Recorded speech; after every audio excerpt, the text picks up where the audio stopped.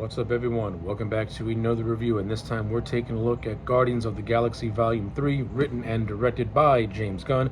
This is the 32nd installment into the greater MCU, and also the concluding chapter to the Guardians portion of the MCU.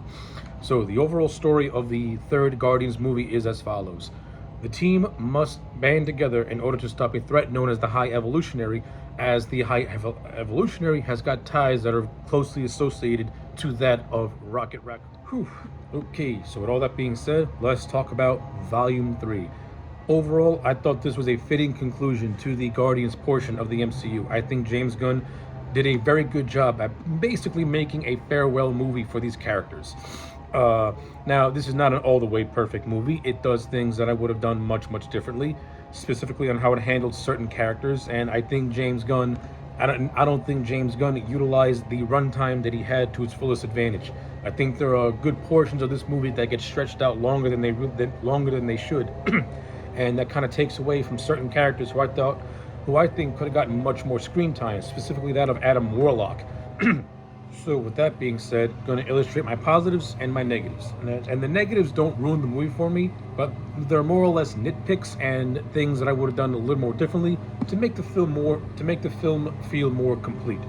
So, positives first. Most of the returning cast members from the first two Guardians movie return for this one, and as usual, they put in fun performances.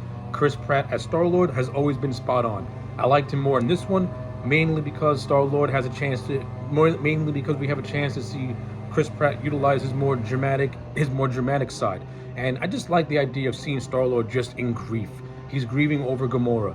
Knowing that the Gamora that's in the present reality is not the Gamora he fell in love with, and that she has no memory of him. You can see how that affects Star-Lord, from just how that affects Star-Lord's mental state of mind. I like it. James Gunn was able to utilize that grief where you could take it seriously and it's not done for any comedic value, which is what I like and what I appreciate. Like his grief is treated real and not treated for laughs.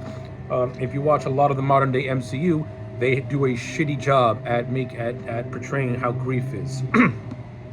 This is actually done in a fairly realistic way, and in a way that also doesn't disrespect the character of Star-Lord. So I like that. I enjoyed it. All the other members of the Guardians, they're all doing their thing. Drax is being Drax, Nebula is being Nebula, Mantis is being Mantis. If you watch the Christmas special, it's revealed that the Guardians are now in charge of nowhere, and Mantis and Star-Lord are actually brother and sister. Yeah, so that's a good addition that James Gunn did a fairly decent job at expanding on. We also get the next step in the evolution of Groot. He's no longer a teenager. He's now the big tree that he was in Guardians 1, but this one's a little bit more buffer. So, and it's cool. It looks cool. And of course, you got Rocket, who is more or less the heart of this movie. And we just see Rocket just strolling along nowhere, listening to some Radiohead creep. But this does not last long, as they're quickly attacked by Adam Warlock, who was created by Princess Aisha of the Soviet Empire in the post-credit scene of Guardians 2. Now, of course, Aisha wants to get revenge for the Guardians for what transpired in Guardians 2 with the Guardians pretty much stealing from the Soviet Empire. Her weapon to destroy them is Adam Warlock, played by Willem Poulter. I like this opening 20 minutes. I think this whole action sequence was actually really well done, and it actually does a very solid job at making Adam Warlock feel like a threat, because he single-handedly pretty much disposed of the Guardians, and he's the one that more or less almost killed Rocket. And Warlock would have finished off the Guardians if Nebula didn't give him a good shanking that forced him to flee. But the best parts of this movie is pretty much the backstory that is being told to us of Rocket. Now, of course, all these stories are being told while Rocket's in a coma, so it's presented as Rocket having like these last memories of his past and almost coming to grips with his mortality in a way. In terms of how James Gunn's handled it, I thought he did it fantastically, because he really set up the idea that this could be Rocket's last dance, by giving us a glimpse into his backstory and how he's closely tied with the High Evolutionary. Basically, the High Evolutionary is somebody who believes in the next step in evolution is hybrids. It's very reminiscent of the island of Dr. Moreau, who Dr. Moreau is this mad scientist who believes that human-animal hybrids are the next step in world evolutionary. So the high evolutionary is closely associated with that. And I'm just going to say this. I think the actor who played high evolutionary, you can tell this man was having a lot of fun being this over-the-top villain who has no redeeming qualities to him whatsoever. And you know what? That's actually refreshing. It's refreshing to see a villain that is just evil for the sake of being evil without having any hints of humanity. Not to say that villains with humanity aren't interesting, but it's also fun just to get a villain who's just evil for the sake of being evil.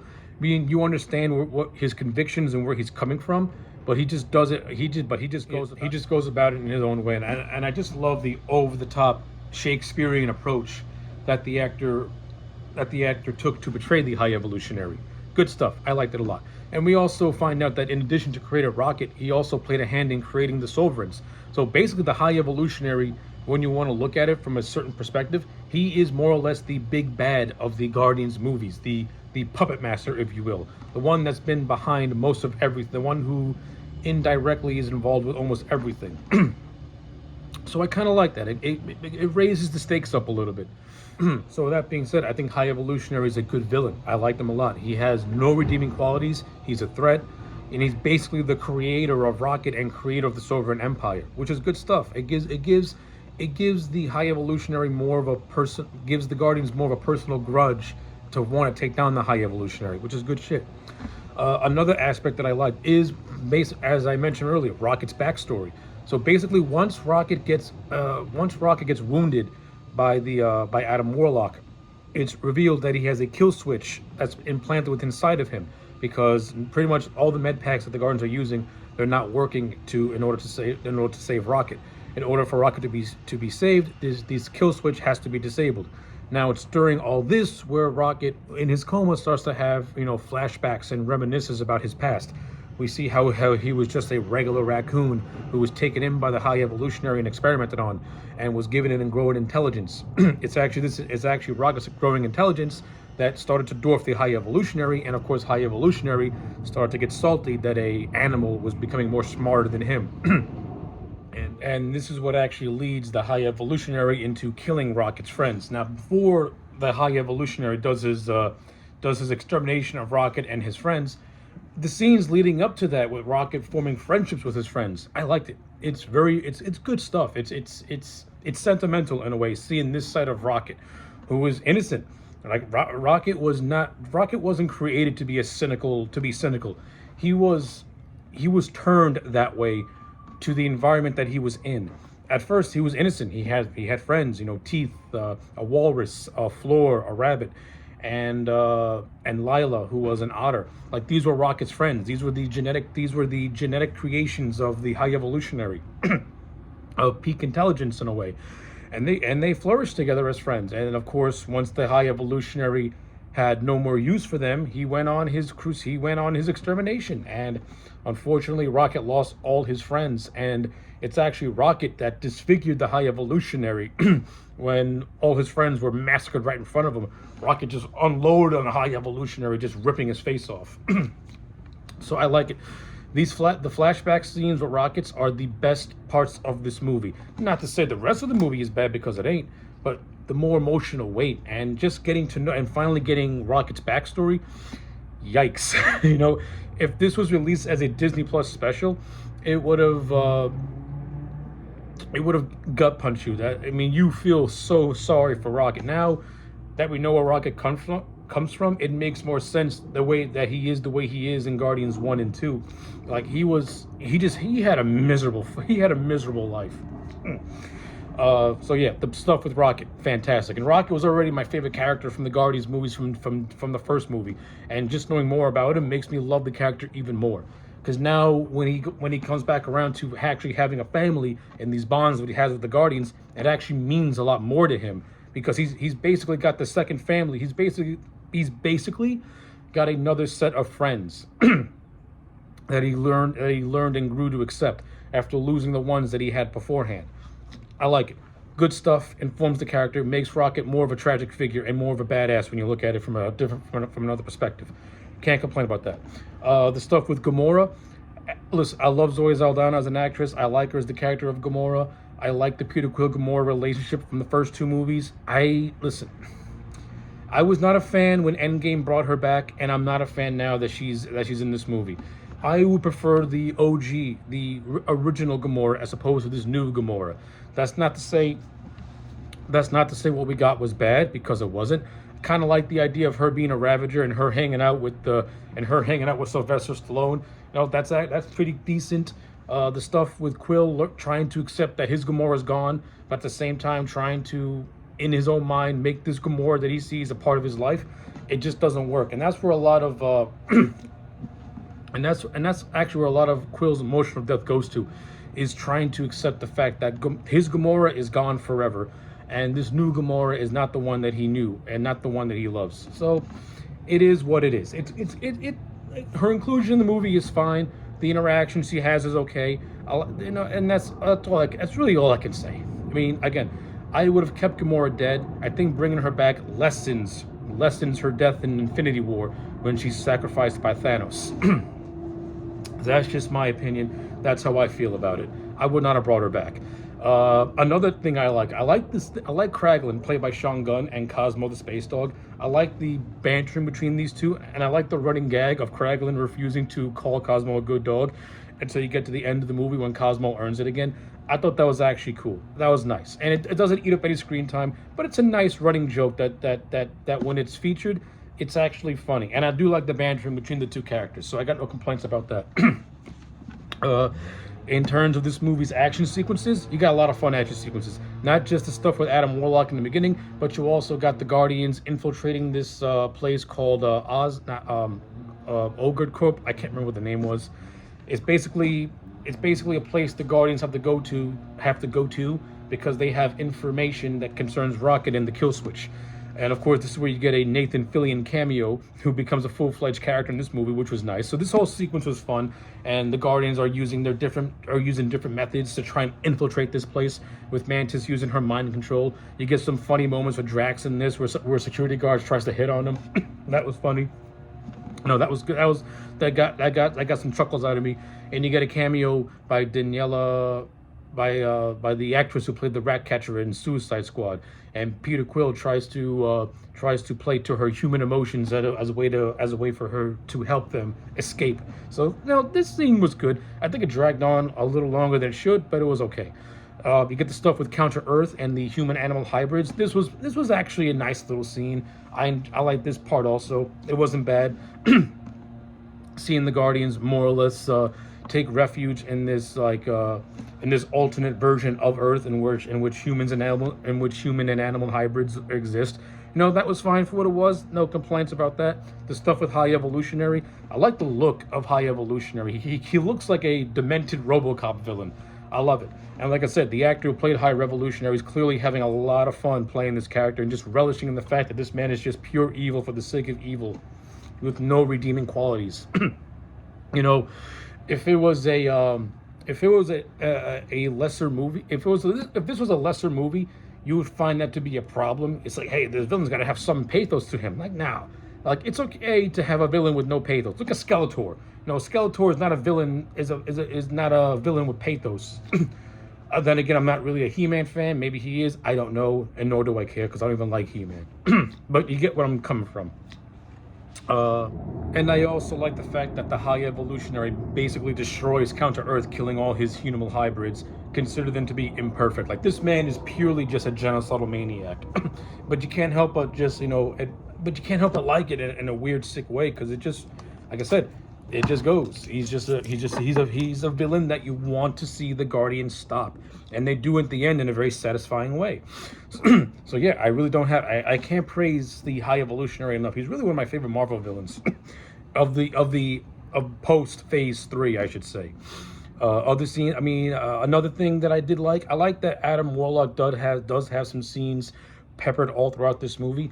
I don't like the fact that he's more or less very, very underutilized. He doesn't really play an overall large factor in this movie, which I am not a fan of. Because you could have gotten a lot out of Adam Warlock, especially since he ends up especially since he ends up helping and eventually joins the Guardians of the Galaxy.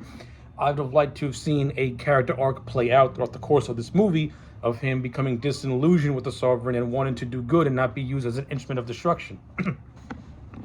I think that could have made for a compelling character arc instead it feels like it just happens out of nowhere in a way.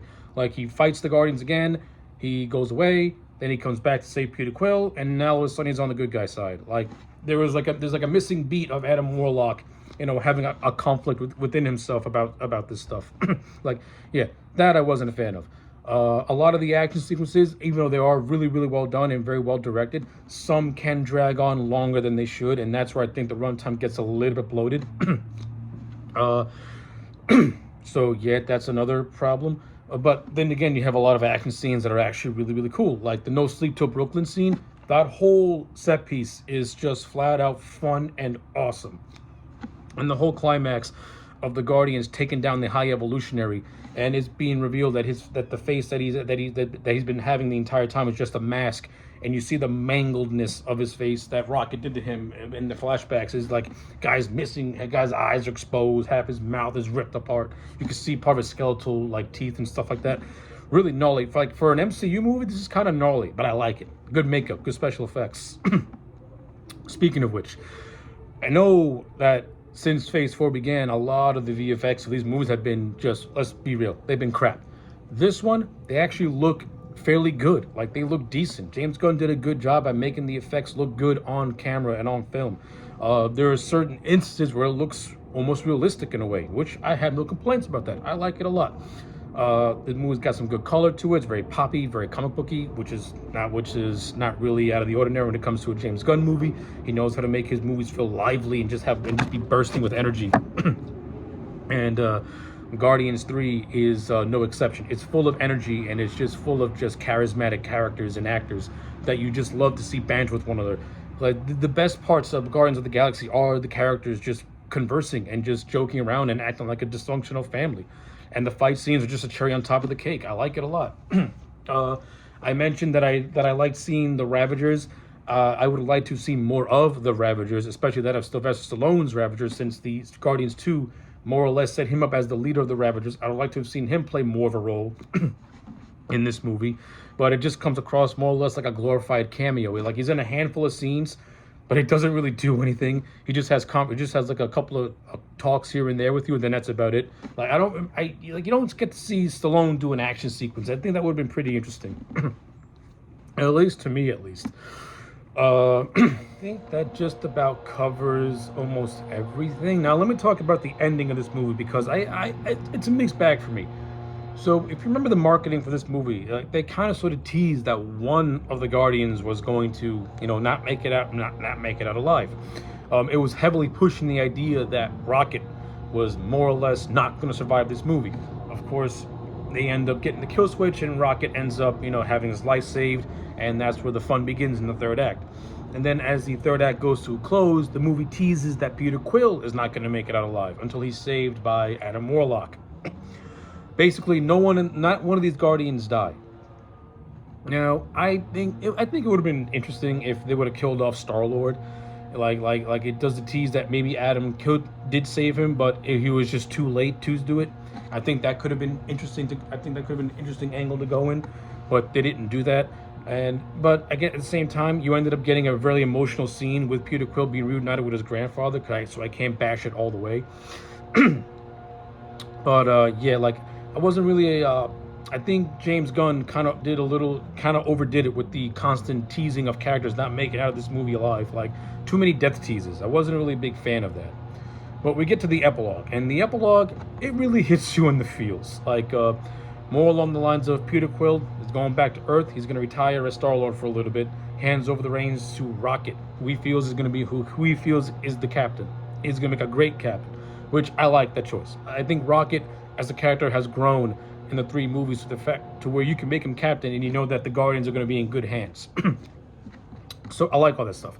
I actually like the whole idea of this movie establishing Peter Quill and Rocket as being like these close best friends, because if you actually watch these Guardians movies, it's a subtle development in these 2 movies of Quill and Rocket constantly going bantering and going back and forth with each other.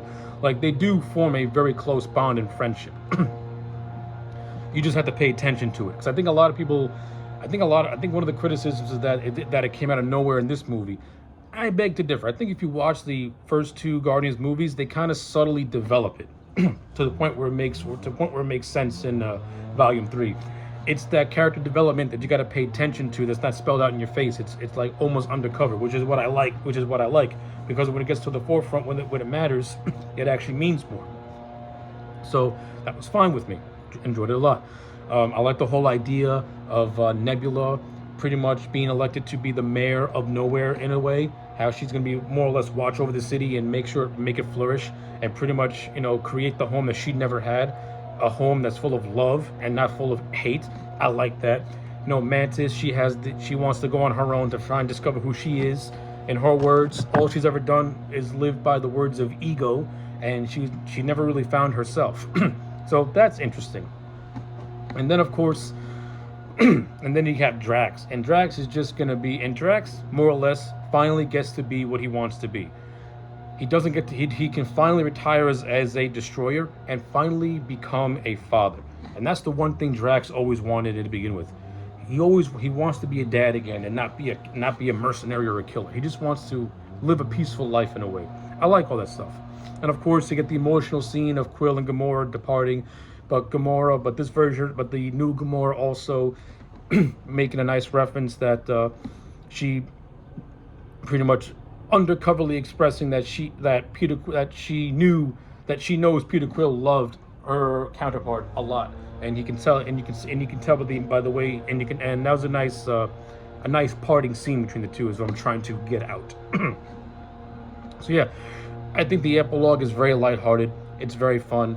It's just feel good. Just seeing like everyone in nowhere just celebrating and having a good time. And like, no, the war is over. The fight is over, and you get this very celebratory scene. It's very reminiscent of Return of the Jedi, which I'm not gonna lie, it hit me in the feels. Just seeing the Guardians have a chance to let loose and just have fun, without having the stress of being protectors anymore.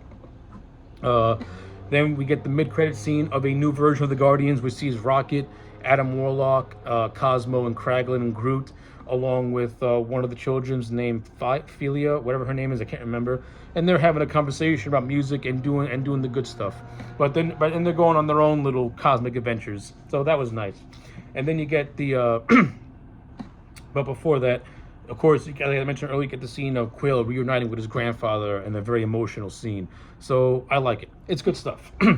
So at the end of the day, do I think Guardians of the Galaxy Volume 3 is a perfect movie? No. Do I think this is one of the better MCU movies post Phase 3? Absolutely. I would rank this right up there with No Way Home as one of the better post-endgame movies that actually tries to have a good time and doesn't try to spell out garbage and doesn't try to be something it's not. So with all that being said, Volume 3 to me gets a solid 8 out of 10. This is a fitting and satisfactory conclusion to the Guardians of the Galaxy, while also leaving it open for a variation of the team to come back at some point. But it acts as a nice concluding chapter. So yeah, 8 out of 10 for Guardians of the Galaxy Volume 3. Let me know your thoughts in the comment sections down below. Like the video and subscribe, and I'll check you back next time for more.